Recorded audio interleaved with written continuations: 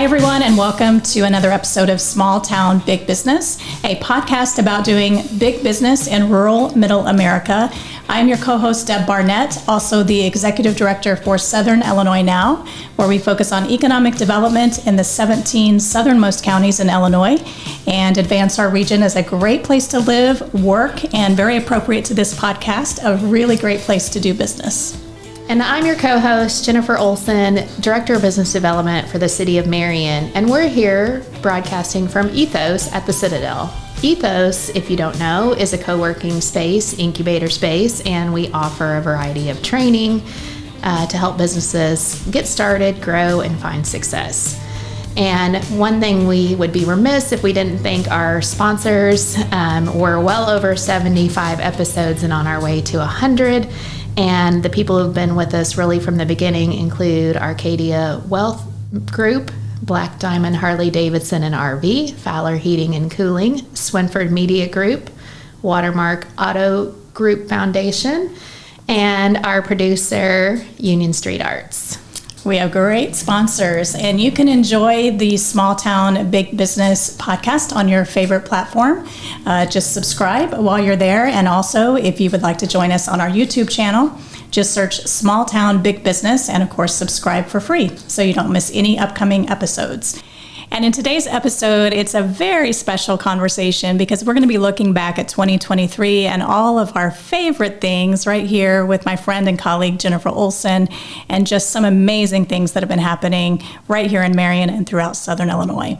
I had a little bit of an emotional moment Thanksgiving week, which is really not how I'm wired, but I had to go up to the mayor and his chief of staff, Cody, who were part of my initial interview, and just thank them profusely for the opportunity to be on their team at such a fantastic, pivotal Renaissance time for Marion and for Southern Illinois, and really why it hit me in my things I want to be thankful for is because I feel like for the first time in my life, I'm getting to use all of my gifts, all my time, treasure, and talent, and it's super special because I think I'm a weird combo of left brain, right brain, and I get to do the business stuff, but I get to be creative also.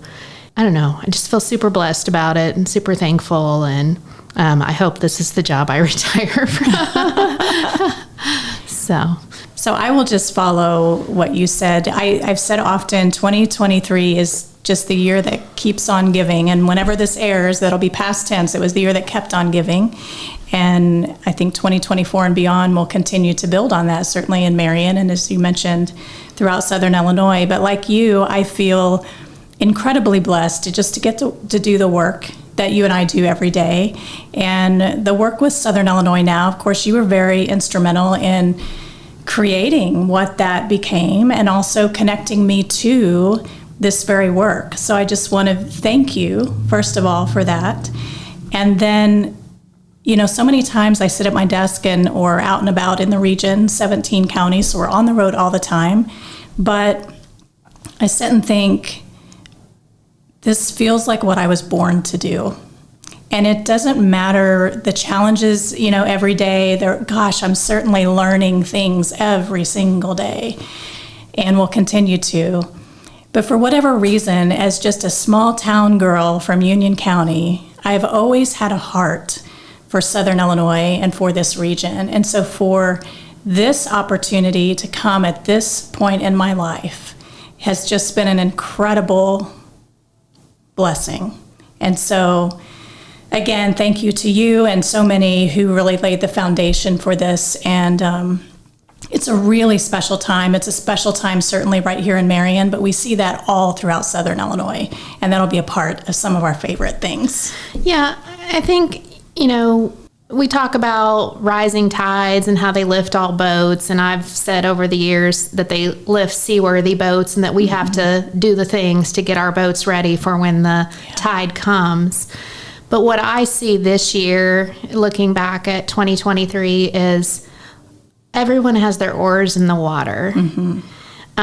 And they're rowing the same direction. I feel like for so many, I could go back 10 years and I could tell you case after case where somebody was an udder, not a rudder. They were a rudder. Yes. And they were trying to throw us off course, or they were using a different map, or otherwise they were just not in sync. And now I just look at our area, and it's evidenced every day when we talk about who do we know who can do this, or who do we know that has a resource for that. And they come, they bring their oar, and they say, I know somebody who knows somebody who knows somebody. And you're so good at that. I've always said you're the master connector, and you're so good at that. Well, it's a favorite thing. Yeah. So, speaking of favorite things, yes. I mean, certainly, I'll start with the people piece. You know, there's great things that happen, and in almost every case, it takes the people behind. But I will say one thing that's been really cool this year is we just literally used the philosophy of put it on the calendar and make it happen for a third Thursday themed event here in Marion, which, you know, a lot of communities have their own version of Midnight Madness or Super Saturday or whatever it is. But we asked our merchants, restaurants, et cetera, you know, consider staying open late, 8 o'clock if you can, and run a special or have different entertainment or do something to draw people to our town on this night once a month. And also, you know, if at all possible, promote it out to your list, because everybody has their own audience, right?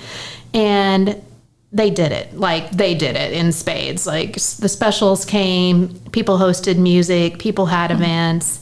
And what it does is, you know, so many times when you're in a small town, you don't necessarily offer the opportunity for people to do business with you because they're working until 5, and our market is 45 or 60 miles from here. But if you stay open past 5 plus some drive time, you have a chance to capture some of that traffic.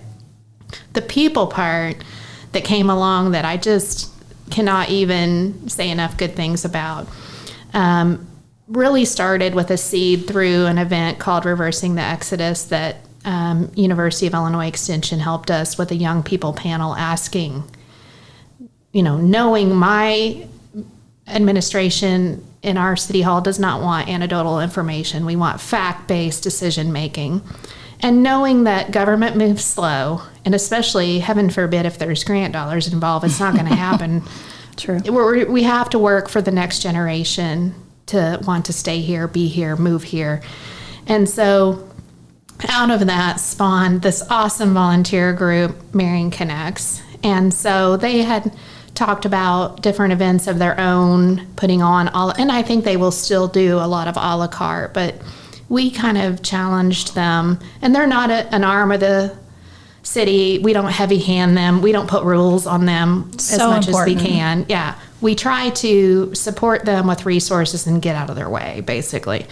And we asked them, would you consider doing some free family fun during Third Thursday? And boy, did they bring it. I mean, they've had Urban Cowboy, they've had Fiesta, they've had Friday Night Lights. I mean, you name it, every month they've had a themed event that was primarily free, very welcoming to families. And they've had everything from 250, maybe 300 people to the Urban Cowboy Night when they had almost 800 people line dance on the square.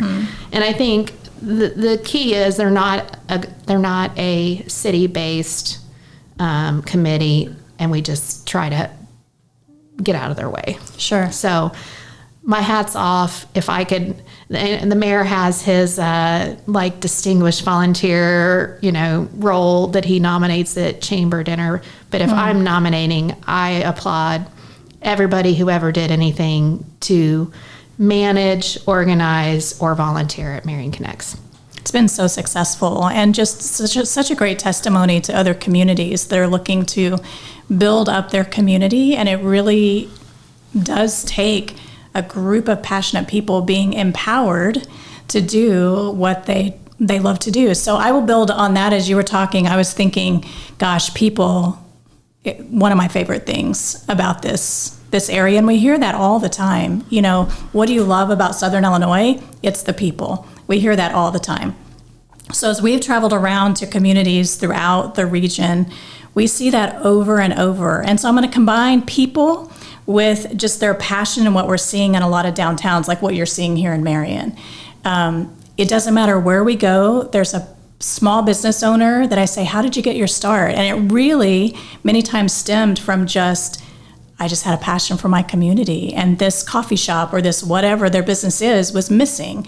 And so that was the catalyst that drove them to start that business. So we've done a couple episodes on Small Town Big Business, one with Jamie Green and Brooke Guthman over in Murfreesboro. Similar story. If you haven't heard it, go back and listen to that story because it's really powerful. And I hear Jamie talk a lot about growing up in this wonderful small town of Murfreesboro, and then she moved away for a while. And when she came back, she didn't recognize her community. And so instead of complaining about it or instead of, moving away, she said, we want to do something about this. And that is happening over and over and over. So if you hear their story, they bought a couple of buildings, they renovated those, there are businesses in there. And now every time you turn around, there's a new business opening in Murfreesboro. And so we see that no matter where we go, we see that kind of just human spirit of loving their community and building it up like I really haven't seen in a long time. I think what's magic about Murfreesboro, and I mean, there's examples in DuQuoin, there's examples in Anna Jonesboro, Metropolis, you name it. Certainly here in Marion is we've kind of got past lipstick and rouge. We have come to a place to understand that a business is not going to be successful with a leaky roof and mold and an inadequate HVAC or front windows. And I feel like as expensive as it is, and boy is it expensive, the people that are buying and restoring, and it is restoring these buildings, it might not be historical restoration, but they are making these buildings the kind of buildings that are going to house and incubate businesses for another 100, and 120 years. It's hard work. And most of the folks that are doing it are not from construction and engineering backgrounds. And so the fact that they're taking on these projects that, their friends, family, loved ones are saying, are you crazy? Demo it and make a parking lot is amazing. And I would just say the other thing that I see that's, again, back to the people power, the people who are doing buildings are really, they're willing to wait for the right tenant that has the potential to be a long-term success, and they're willing to help coach for whatever, maybe that person who's great at, making a product or great at offering a service, maybe they're not good at billing. Maybe they're not good at pricing. Maybe they're not good at hiring the right people. But the people who have built the wealth to redo these buildings have done that on success of their primary business, which is not restoration, and they're sharing.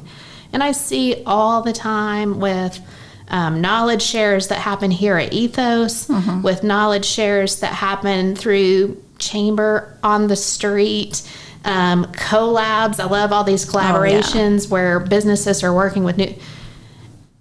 I feel like we've come out of a dark period of people hoarding their industry secrets, and we're in a light period where people know they can grow together side by side with their arms linked.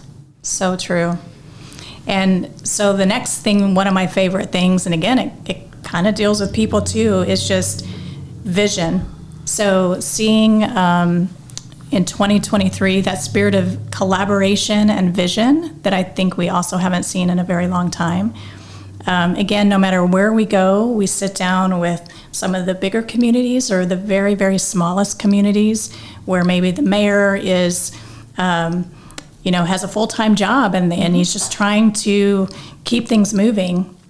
But no matter where we go, I hear the same thing. And we have a vision for our community. It's very rare that we go into a community and they don't have a vision. Some of the smaller communities, what we hear next then is, but we just don't know what to do next. And so we can help them with that. We can all, as you said, collectively help them with that. So that's been one of my favorite things too, is just seeing this renewed spirit of collaboration that you mentioned, but also a vision to move things forward. And I'll share a quick story. This has probably been 5 or 6 years ago. I was driving to work in Carbondale. I worked at the university at the time. And I was listening to some music, and it was actually a Christian radio station, and the song was God of this City. But there's a verse in there, and it sticks with me. It says, greater things are yet to come. Greater things are still to be done in this city. And that was like this amazing moment of it. It wasn't necessarily about the city of Carbondale specifically, although I think that still applies. It was about our area. And this was 5 or 6 years ago, and I see that happening now. Like greater things are yet to come, and greater things are still to be done. And as you mentioned, there are people stepping up all over that are doing those things. And like one of the home runs, it's based in Marion, but it's certainly a regional home run, is the passing of the Star Bonds project #1. And, historic for sure. Historic for sure. But even this latest iteration, if you will, was 3 years in the making. And it was hard. And it involved people from internal revenue and people that you have no say or control. What's different now than when Star Bond legislation went in 13 years ago is we now are not waiting for Bass Pro or Wolf Lodge or whoever to come save us. Now, will they follow when they see our success? I hope so. We're certainly seeing it with national brands like Chick-fil-A, Olive Garden, et cetera. They see our success and they want to be here. But the big project leads on Star Bonds is Rodney Cabanis, Shad Zimbro, and their partners that are kind of out of the family of Black Diamond, Harley, and RV. And I think there's something different about not waiting for others to come recognize that, for in our case, our census numbers don't show that we should have any of this or that any of this should be successful. But we have people who have made success here when they were told they couldn't, that are now reinvesting. So whether it's a small, 600 square foot building, or whether it's this massive reinvention of our mall, it is local people saving ourselves, not waiting for the white horse. That's powerful. And I had the Star Bond on my list too. It's just one of my favorite things because it is by definition going to be transformational. Not just for the city of Marion, but for our entire region. I don't think we're going to even recognize this area 5 years from now in a very good way, right? Absolutely. I mean, the whole thing, it is designed as destination retail, experiential retail to draw people from 70 miles or more. And, one of the other things that's happened this year, which I don't think people appreciate the Contour Airlines behind the scenes work and how collaborative. I mean, listen, everyone knows that cities like Carbondale and Marion haven't always gotten along or have gotten along on a superficial level, but not maybe in action. And the fact that all of these folks, all along 13 corridor, all up and down 57 corridor, but specifically small towns that are really competitors, their staffs work together to make this happen. Now, was the loss of Cape Air, it's a disappointment for a lot of people that might like to get to St. Louis or Nashville as a launching point, but it does not outweigh the fact that if we want to be in the international scene or the national scene, we need to connect into O'Hare in Chicago. And we need to be able to bring site selectors here in the most direct and easy path that we possibly can. We have some of our largest employers like Ison that have partners that are out of the country coming in from Japan. We have had people come look at reinvigorating factories from Belgium. These are things that we need that Contour flight for. In the first 4 months, which I know is not long, and I know we're talking bigger planes. I understand all the asterisks on this situation, but we have had 1,000 more flights in and out of Marion on Contour versus Cape Air. That's incredible. And what's really staggering is, and I believe me, I can't figure this out mentally because I typically am buying a round trip ticket unless I'm driving and flying. But anyways, But we've had about 600 of those are inbound from Chicago, and about 400 of those are outbound. Yeah. Paired with Contour is another grant program through DCO and tourism that is all marketing into Chicago. So we're not just putting it out there and saying, oh, we built it, now come on down. We are actively showing people the Shawnee Forest and SIU and all of these things, and that's a 3-year commitment. So it's not one and done. It's not a shotgun hope it gets somebody.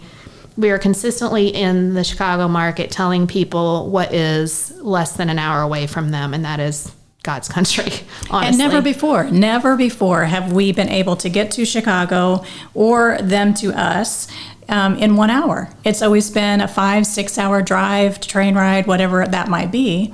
And so it really is changing how the state is connected. And some of the best parts of the state, Absolutely. Major city, and as you said, God's country, some of the most beautiful area that there is. And so that ties into, again, one of my favorite things, which is tourism. And what happened during the pandemic really sort of benefited Southern Illinois in a lot of ways, because people were looking to get out in wide open spaces, and many of them chose this area to come to. Whether it was an Airbnb, whatever that might be, going out, hiking or to the lakes or whatever. And it really was sort of a new discovery for a lot of people. So I mentioned this on the podcast episode with Brian Croft from Touch of Nature. But some of the statistics, so Southern Illinois' outdoor tourism jumped 12%. It was a $100 million increase from 2021 to 2022. So $856 million in tourism in Southern Illinois. That is incredible. And I think that will just continue to grow. And we have so much opportunity, certainly with the development that you mentioned. So that's just kind of been one of my favorite things too, is seeing other people discover what we have here. Things that I've probably taken for granted because I've lived here my whole life, and this is just what we know. We don't see it really as anything special sometimes, but it really is special. It really is. We talk about taking a weekend to live like a tourist. We're all good at it when we have guests and visitors, of taking them hiking and to our favorite restaurant. But we really need to do that at least once a month, if not more often, just so that you have the firsthand experience to really sell it. Yeah. So we talk tourism, we talk downtowns, all of this collaboration vision. I do want to mention, again, one of my favorite things. We talk about big business in small town, and there was some big business happening. So I almost didn't write down a list, but there are 7 projects that I'll mention, and these total up to $700 million. So Oasis Outdoors that you mentioned, Walker's Bluff, Wow. Casino and Resort. We have a casino and resort, a beautiful resort right here in Southern Illinois. Amazing hotel, spa, conference and event center. That's going to be amazing. Prismian Group, which is used to be General Cable in DuQuoin, long time business, been there forever, chose Southern Illinois as their area to expand. They could have chosen any location around the country, around the world, and they chose Southern Illinois because of our workforce, because of the people, as we mentioned earlier, that are there. Manor Polymers in Mount Vernon, our friend Tony Aridi, who got a big win with that company, choosing Southern Illinois. Those were words that they said. They chose Southern Illinois, and really putting Southern Illinois on the map in many ways. So many times some of these state programs and incentives have gone to some other places in the state, and we're really seeing those projects come to this area now. Ison, certainly right here, their huge expansion. And then the last one I'll mention that I think a lot of folks forget about is our port districts. So we are surrounded by the Mississippi and Ohio rivers, only place in the country where that is happening and where the confluence of those two happen. And Kaskaskia Regional Port District is growing by leaps and bounds. Shawneetown Port District just received some funding for their revitalization plan. And I really see those ports, our inland ports, being very key to our economic future in this region. So it'll be interesting to watch those projects and see how they evolve. Definitely. Yeah. And, you mentioned ISIN, which is our largest employer, putting payroll out to over 60 zip codes in our region. And them building their own distribution. I mean, you talked about COVID. This is a way to control supply chain, house your own materials, add 50 jobs, nearly 500,000 square feet of distribution out there. You have FedEx locating here at the intersection of Marion. You have finally I-57 logistics is practically full again, with ReaderLink taking 700,000 square feet of their 1 million square feet. So there's a lot of things happening. And so obviously workforce is a big hot topic. Yes. And, we want to draw people into our area from other areas to settle here and put their kids in school here, spend their money here, all those good things. But we also want to make sure that we're taking care of our residents who are already here. And, sometimes we hear, oh, they're not willing to work, or, these old sad songs. But honestly, some of them have some really serious barriers. And so I think you'll see some work done in our area on not just childcare, but really all care, because we have people who are not just caring for youngs, but we have people who are caring for elders. Yes. On the area of transportation, here in Marion, we were able to add a fixed route bus service with our partners through Rides Mass Transit, which helps with getting people to work, getting people to access to food at reasonable prices, and gets people to health care, which is super important. And they are averaging 260 users a day. That's incredible. So their numbers are staggering, honestly, and we're looking to add additional routes, which has always been the plan, but they're having challenges finding bus drivers. So There you go. So doing those pieces, Marion is actually considered fully served on the broadband front. We're technically a gig city, given all the providers that we have, but I'm seeing a lot of smaller communities really working hard on good, affordable broadband, which allows people in our rural areas to take some of this remote work that can be very lucrative. Sure. And so we may not see them running 13 or 57, but they're working good jobs. So there's a lot of just really positive things happening in that infrastructure. And, if we can work towards this all care, child care piece, that'll be the next big beast. But there's already so much movement in the right direction. Absolutely. So many things we could brag about. I know. It's incredible. It's been a great year. It is a great time. Absolutely a great time. Anything else you want to add? Well, I just have to add one more thing about a great time. Yes. And that is, here in Marion, we have the Cultural Center, Civic Center operating under a new model of show booking, more robust shows. We have Market Street Hall and the Conservatory training young people in music and art and putting on recitals. The Pavilion has brought some great things. Certainly, seeing Marion Stadium being brought back to life through the Oasis Group. So there's a lot of things happening as far as combating that there's nothing to do here.